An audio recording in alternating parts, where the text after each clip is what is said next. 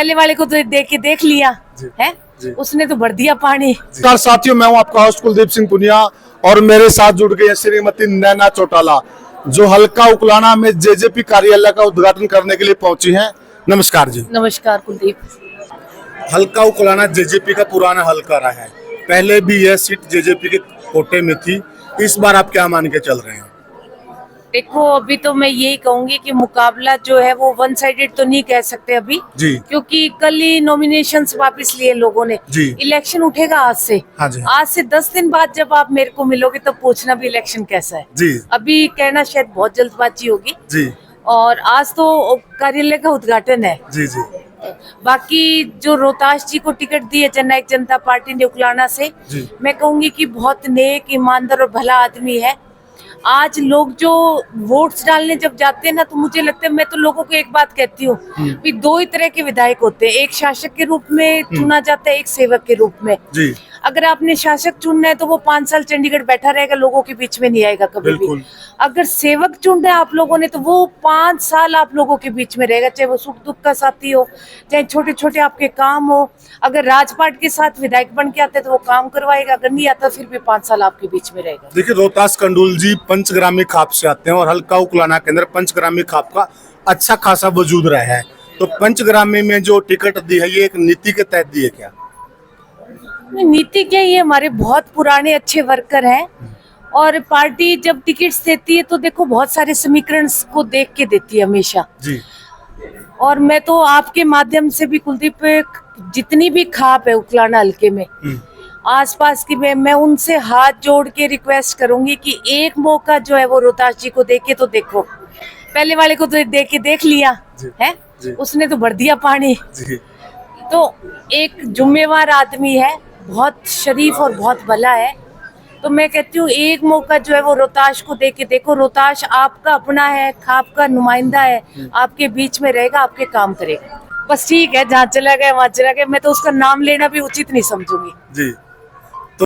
सबको अपने बेटों को लॉन्च करने की एक होड़ लगी हुई है और हर किसी को दुष्यंत चौटाला ही उसमें रोड़ा दिखाई देते हैं। ये सबसे बड़ा कारण है कि हर कोई मिल करके आदरणीय दुष्यंत चौटाला जी का विरोध करने में लगे। अब कई सारा दीपेंद्र हुड्डा की तरफ आप कहीं कहीं संकेत में ये कह रहे हैं कि भूपेंद्र हुड्डा को एक जल्दी मची हुई कि मैं अपने बेटे को लॉन्च कर दूं, यही कहना चाहिए। बात केवल मैं कांग्रेस की नहीं कह रहा, जितनी भी राजनीतिक पार्टियां हैं, चाहे उसमें मुख्यमंत्री पद के दावेदार हो, चाहे मंत्री सत्र के दावेदार हो, वो जो अपने बेटों को अलग अलग मंचों से, अलग पार्टियों से जो लॉन्च करने लगे हुए, उन सबको दुष्यंत चौटाला जी अपने पुत्रों के भविष्य के आगे रोड़ा खतरा नजर आ रहा है। खतरा करके ये राय नहीं बनाएगी कि इस कानून को लिया जाए।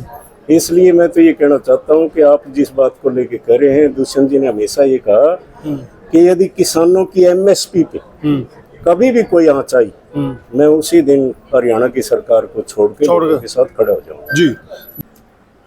किसान के लिए जो 3 कृषि कानून लाए गए थे और लगभग एक चर्चा रहती है कि कांग्रेस उसके खिलाफ रही, ठीक बात है, लेकिन क्या कांग्रेस उस कृषि कानून में वोट देने वाले लोगों के खिलाफ है?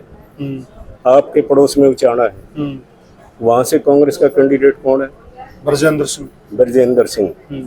तीनों काले कृषि कानूनों में उनकी क्या स्थिति थी, उनकी भूमिका क्या थी? उन्होंने खुद अपनी भागीदारी एक सांसद के नाते उनको पास कराने में दी, तो आज उसको कैसे कांग्रेस ने स्वीकार कर लिया? उचाना के लोग तो यहाँ तक कहते हैं कि वो ट्रैक्टर मार्च निकाल रहे थे। हांसी में उन्होंने किसानों के खिलाफ अपनी पार्टी के पक्ष में, उन काले कानूनों के पक्ष में ट्रैक्टर यात्रा निकाली, जो मेरे या किसी और के कहने की जरूरत नहीं, उसके सबूत हैं और जन जन को इस बात का पता है। तो मैं तो आपके माध्यम से यही पूछना चाहता हूँ कि उचाना के जो सांसद है, क्या उनका कसूर केवल कांग्रेस में जाते ही वो दूध के धुए हो गए? नहीं, फिर वो अभी जनता के बीच में है, जनमत प्राप्त करेंगे। देखिए, जनतंत्र लोकतंत्र में सबसे बड़ी चीज जनमत, जो जनमत लेकर आता है तो जनमत एक तरह से उस चीज के लिए थप्पा माना जाता है। अब वो जनमत के लिए जनता के बीच में गए, हम तो जनता से कहते हैं आप कि भाई जनता जनार्दन है, तो जनार्दन मैं भी आपके माध्यम से उचाना की जनता से ही प्रार्थना स्वरूप ये पूछना चाहता हूँ कि जब सारी जनता कृषि कानूनों को काले कानून मानती है, तो उन कानूनों को पास करवाने वाले केवल कांग्रेस का सदस्य बन जाने से क्या उनका अपराध खत्म हो